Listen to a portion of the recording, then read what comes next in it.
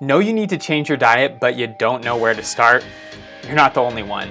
In this video, I'm going to teach you the best diet for Hashimoto's that will actually get you results. If you want the most up-to-date and natural strategies to help support your thyroid, subscribe to my channel and ring the bell. That way you won't miss any of my videos when I release them every Thursday. I help women who are struggling with thyroid symptoms every single day in my clinic. And the way that we do that is we provide them information to better understand their thyroid condition, but we also provide strategies that are holistic in nature and address all factors of their health. One of those big pieces is diet, and if we don't get our diet right, it's going to make our ability to get well very, very challenging. So with that being said, let's jump right into things and start discussing the best diet for Hashimoto's. When it comes to autoimmune conditions like Hashimoto's, what we have to understand is that our immune system's tolerance for environmental stressors, whether that's food, chemicals, or infections, has become diminished. It's more sensitive than it used to be. This is why someone with Hashimoto's may catch a cold, but it may take them longer to get over it, and their symptoms could be worse. It's because their immune system isn't functioning like we want it to. It's for this reason that when we choose an optimal diet for Hashimoto's, we have to select one that reduces the overall stress or the overall immunogenic load on the immune system. And that's where a low immunogenic diet or autoimmune paleo comes into play. The advantage that these types of diets has for people with Hashimoto's is huge. We know that on our day-to-day lives, we are going to be exposed to different types of triggers, different types of environmental allergens, and these things are going to flare up our immune system. But if we can control what we're actually putting in our body and the things that have a direct interaction with our immune system, we're going to have a huge shot at lowering that, as we said, overall immunogenic load and allow our immune system to function more normally. Now, before I dive into the exact details of the diet and what it entails, I wanted to let you guys know that you shouldn't get hung up on the minute details that vary from different providers or different websites online. Sometimes people will come to me and they'll say, Dr. Brad, I want to make some of these dietary changes, but some people say coffee's okay, other people say eggs are okay. Which one do I have to follow? Don't stress the nuance there. The best thing that we can do is to start making changes and then refine it as we go.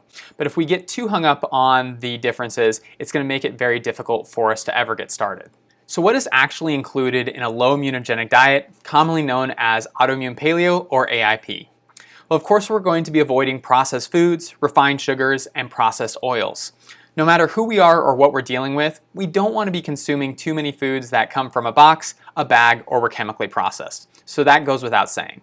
But where autoimmune paleo starts to make a distinction is in the selection of avoiding foods that have a high likelihood of causing an immune response. So that was a little confusing, but any food that has a higher likelihood of flaring up our immune system, we want to avoid that food, thus low immunogenic.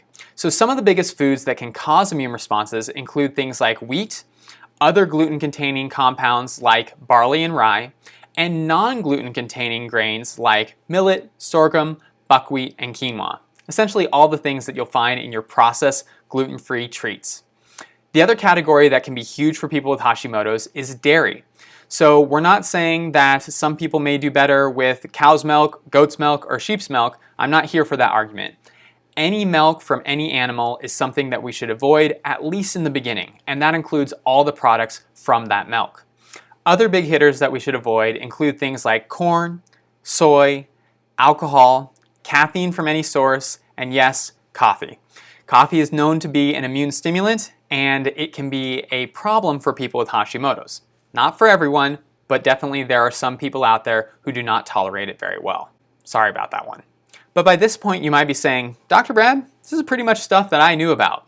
Well, let's jump into the category of foods that most people regard as healthy, but can still cause immune responses, so we have to be aware of them. And there's three categories. The first one is nuts and seeds. Now I know, I'm not saying that almonds are bad for everyone. I'm not saying they're not nutritious. What I'm saying is that there is a higher likelihood that they could be causing a problem for you, and we need to use some caution.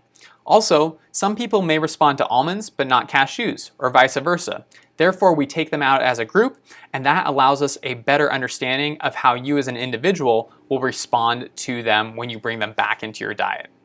The second category is eggs. And again, this is one that's kind of like coffee. People really don't like giving up their eggs. But when we look at the research, eggs, whether it's the whites or the yolk, both have proteins that can cause irritants to our system. So when we're dealing with a system that's hypersensitive, we have to use caution and we have to be careful with eggs. The last category is nightshade vegetables. So nightshade vegetables include things like tomato, white potato, eggplant, bell peppers, spicy peppers, and paprika. All of these things, again, can cause an immune response, can be an irritant to our gut, and therefore we need to remove it from our diet, even though we generally think of them as healthy. Now, I know that's a lot of information, but I was curious, how many of you guys have tried to change your diet to better support your thyroid? Let me know in the comments below, and let me know what the biggest obstacle you have faced when you've been trying to make some of these changes. Now that we've covered what you can't eat, let's cover what you can eat. And for those of you who are brand new to this, it may seem limiting at the start, but trust me, there's a lot of options, we just have to get creative. So starting at the top of the list, vegetables. You can consume just about any vegetable that you like. You just have to avoid the ones that we already mentioned, which are our nightshade vegetables. I recommend picking 5 or 6 that you really enjoy and rotating through them. You don't have to eat all the vegetables, just find ones that work best for you. Next on our list is fruits. Now, it's true that some people will need to moderate the amount of fruit sugar that they take in, but as long as we're doing that, fruits are less likely to cause an immune response, and so typically they're well tolerated on this diet. Before we move on from fruits, I'd like to give a special shout out to coconut and avocado. These foods are typically well tolerated by people with Hashimoto's, and they're very high in healthy fats. It's common for people when they're transitioning to a low immunogenic diet to notice that they may feel a little bit more fatigued, a little more restless at night, and maybe notice some brain fog. The reason for this is commonly because they're not getting enough calories in their system. They're too low on fuel. So the way that we fix that is we improve our fuel levels. And coconut and avocado are a great way to do just that. So make sure you're including them in your diet, whether you're cooking with coconut oil or mixing in your avocados to your smoothies. Both are great options. Next on the list is animal protein. And the nice part about this section is there really aren't too many rules. Whether it's beef, chicken, pork, or fish, you can include any of these.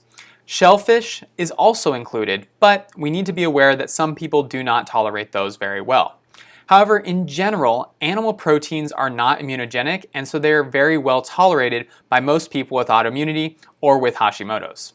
Next is herbs and spices, and this is a category that commonly gets forgotten by people, but it shouldn't be. If we can do a good job at using herbs and spices, it will dramatically improve our enjoyment of this diet, and it will allow us to take recipes that are similar and create a new flavor palette. I often joke with my patients that we can do chicken and broccoli, but both of us will probably start to tear our hair out pretty quickly.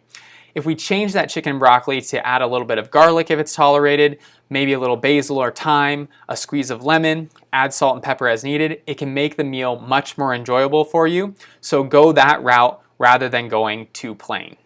Our last category is kind of our miscellaneous category, and it includes things like olive oil, as long as it's cold pressed or extra virgin, coconut oil, which we mentioned before, avocado oil, ghee, vinegars like apple cider vinegar or balsamic vinegar, as long as there's no caramel coloring in it, and teas that don't have any caffeine in it, so things like herbal teas. So there you have it, the low immunogenic or autoimmune paleo diet.